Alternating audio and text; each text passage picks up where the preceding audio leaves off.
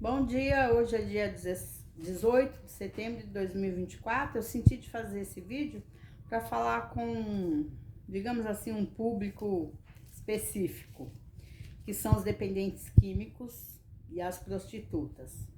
Em um período de 15 anos de evangelho, acho que foi uma vez só, uma vez ou duas que eu estive em região, que Deus me despertou assim, fez acender uma luzinha vermelha quando eu via cafeterias. Eu achava interessante, mas não entendia a que se referia, nunca senti vontade de entrar, tá? E agora eu tô lendo um livro aqui que eu peguei essa semana que cita sobre cafeterias, né? Um trabalho feito em cafeterias, esse livro, para drogados, dependentes químicos, tá?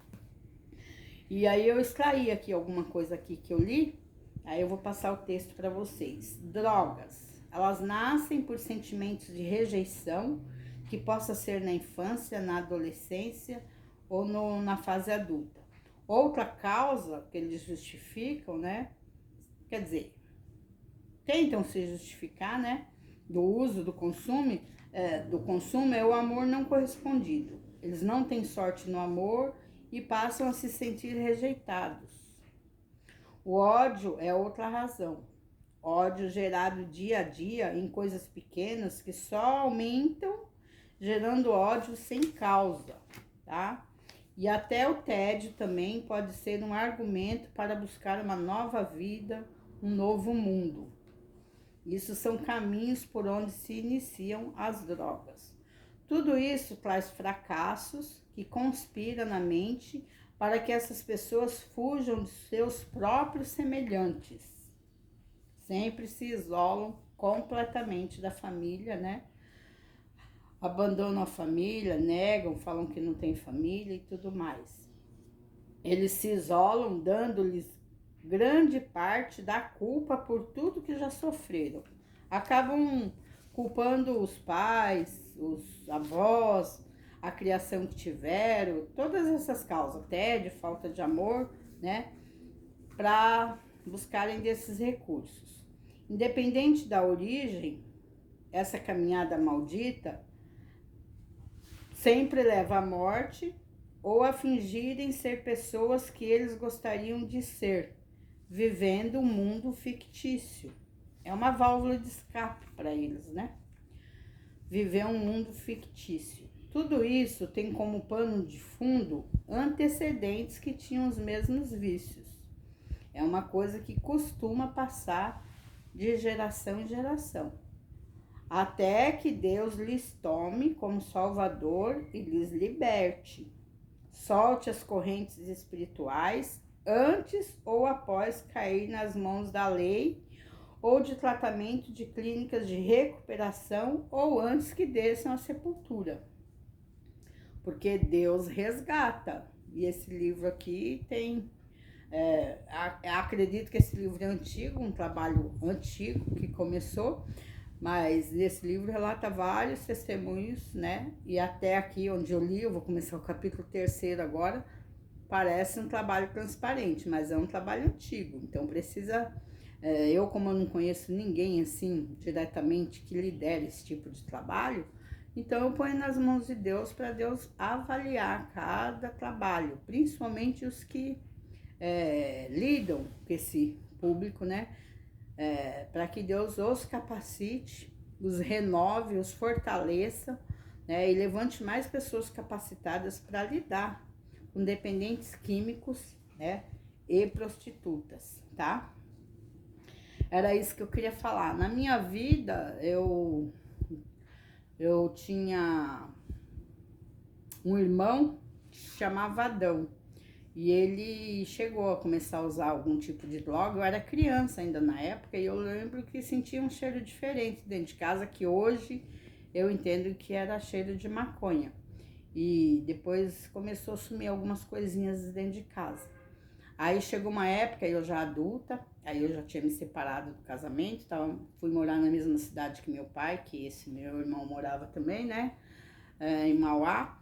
E aí eu já era adulta, estava trabalhando e meu pai sempre gostava um pouquinho, final de semana só, de ficar em bar, mas ele era muito fraco para bebida, ele quando bebia pouco, ele já começava a ficar muito irritante, provocava todo mundo. Aí meu pai estressou um rapaz lá no bar, um rapaz agrediu meu pai, e meu pai e meu irmão foram para casa. Depois, já dentro de casa, meu irmão resolveu sair. Meu pai falou, não, não vai, não sei o que. Acho que meu pai pressentiu de alguma forma que meu irmão ia voltar lá no bar, podia acontecer alguma coisa. E meu irmão foi no bar tirar satisfação com aquele cara, e o cara falou, você é um presunto morto. E, se eu não me engano, no outro dia, 2 dias depois, não sei, meu irmão andando na rua levou um tiro nas costas e morreu. Ele tinha 26 anos. Então, assim, ele foi assassinado, a causa não foi propriamente as drogas, mas acaba que ia pender, né? Naquela época eu não era evangélica, na minha família não tinha ainda nenhum irmão que era evangélico, né? Nenhum cristão que era evangélico. Meus filhos ainda eram crianças, ainda não eram evangélicos. Foi esse único episódio que teve na minha família, assim, no contexto de drogas, mas que o assassinato não teve a ver com as drogas, mas sempre as estatísticas mostram que esse caminho, o único caminho para se libertar é conhecer, o segredo é conhecer, buscar conhecer do amor de Cristo. É o amor de Cristo que é libertador. Porque é evidente, por menos que as pessoas conheçam de Bíblia, é evidente saber que Jesus Cristo morreu por toda a humanidade. Foi dado por Deus como único filho, unigênito, para morrer como salvador da humanidade. E ressuscitou pela humanidade, para que nós também tenhamos direito à ressurreição. Então, isso é básico, saber que Jesus nos ama, que Deus nos ama. Mas o segredo está, se é que existe o segredo nas coisas espirituais, em descobrir do amor de Deus. Essas pessoas, elas precisam conhecer do amor de Deus, que é um amor incondicional. Isso é libertador, é isso que liberta. Porque essas pessoas se sentem rejeitadas, né? E acusam as outras pessoas, acham que as outras pessoas que as rejeitam, né? A própria família se isola da família, nega que tem família, tá? Então, também nesses 15 anos de evangelho, eu me lembrei, antes de eu ler esse livro, né? Eu estava me lembrando já há uns 2 dias de um ministério que eu fiz parte, que eu tive cargo. Uma primeira vez eu tive cargo por 1 mês, depois de muitos anos eu retornei para aquele ministério e acabei ficando lá também, mas aí dessa segunda vez sem cargo. Acabei ficando lá mais uns meses, até que Deus me tirou de lá. E lá eu sei que tinha um trabalho foi o único ministério que eu passei na minha vida que eu soube que tinha um trabalho intenso com dependentes químicos. Tinha uma casa que cuidava deles, dava assistência para eles e depois eles passavam a ir para a igreja e muitos deles já estavam lá como auxiliares de pastores, como fazendo cultos também como pastores, a Igreja Plena em Cristo em Pirituba. Então Deus também vai avaliar a qualidade da liderança, né, com relação a esse público de dependentes químicos ou ex-dependentes químicos. Eu lembro que depois dessa segunda vez que eu tive lá, isso faz uns 8 anos, acho que eu tive lá, que eu retornei e fiquei lá mais alguns meses, mas sem cargo eclesiástico, sem exercer o cargo lá dentro. Eu lembro que na saída do culto, eu saía sempre correndo, que terminava, eu morava na Zona Sul, estava na casa da minha filha na Zona Sul, ia para Pirituba de condução, e o culto terminava tarde, eu saía sempre correndo, né, por causa do transporte público. E na saída dos cultos, eu sempre encontrava uns 2, 3 dele voltando. Eu achava que todo mundo estava lá no culto, né? E eu sempre encontrava 2, 3 deles voltando para a igreja. E eu sabia que eles estavam vindo lá debaixo do prédio administrativo da igreja. Estavam vindo do caminho do prédio administrativo para a igreja, lá em Pirituba. E lá nesse prédio administrativo tinha uma igreja lá dentro também. Uma vez eu participei de uma vigília lá no prédio administrativo da Igreja Plena em Cristo. E eu achava estranho. Aí uma vez, uma dessas vezes que eu vi eles retornando, Deus falou no meu coração que estava tendo cultos paralelos, eles estavam fazendo outros cultos lá também na sede administrativa, enquanto o líder da igreja e seus pastores faziam ali na sede. Não achei muito sentido nisso, né? Porque deveriam estar ali assistindo o culto, né? Que estava sendo feito pela liderança da igreja ou por seus pastores, e alguns deles ali já estavam até intitulados como auxiliar de pastores. Então, só Deus sabe de todas as coisas, vai avaliar como estão, né, esses que foram libertos, ou se realmente foram libertos, e a liderança deles, tá? Aí, antes de começar esse vídeo, eu pedi uma oração, fiz uma oração para Deus me mostrar um livro sobre esse assunto. E Deus me mostrou o livro de Números, capítulo 33. Eu não vou ler, é muita coisa, tá? Mas o título é As Jornadas desde o Egito até Moabe. Né? Essas jornadas aí feitas por Moisés e Arão.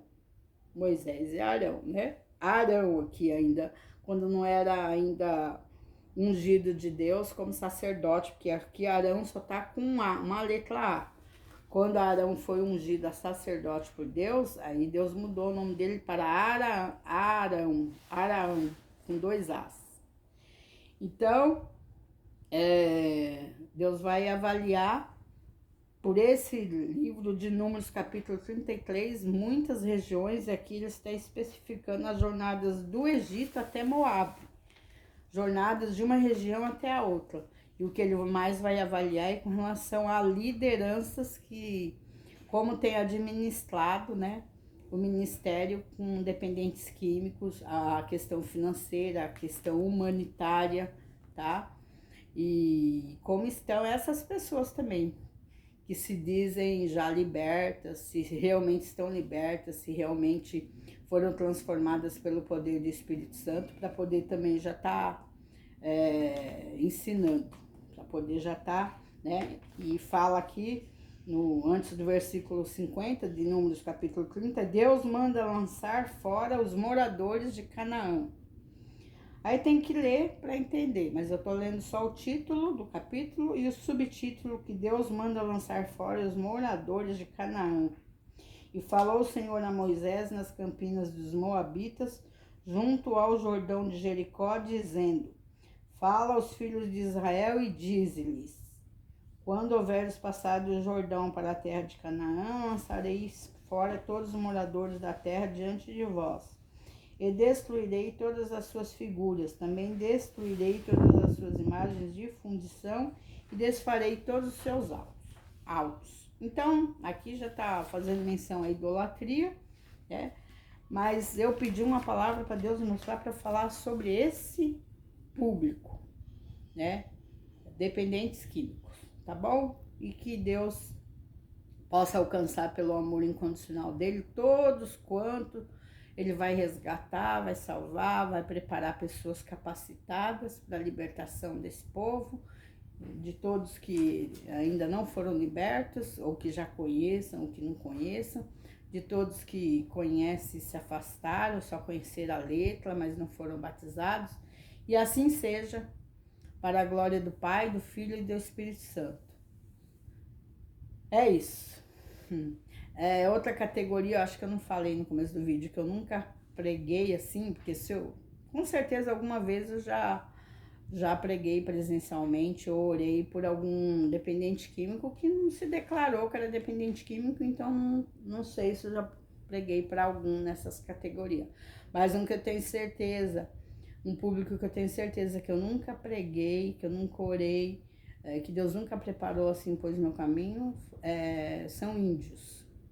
São as duas coisas que eu nunca fiz no meu ministério, pregar para índios, isso eu tenho certeza. Agora, para dependentes químicos e prostitutas, com certeza eu posso ter pregado, mas não sabiam o que eram, entendeu? Porque não se declararam. E nem precisa, né? Porque Deus é quem conhece. Tá bom? Fiquem com Deus, um beijo no coração. E Deus cumpra toda a palavra dele de Números capítulo 33.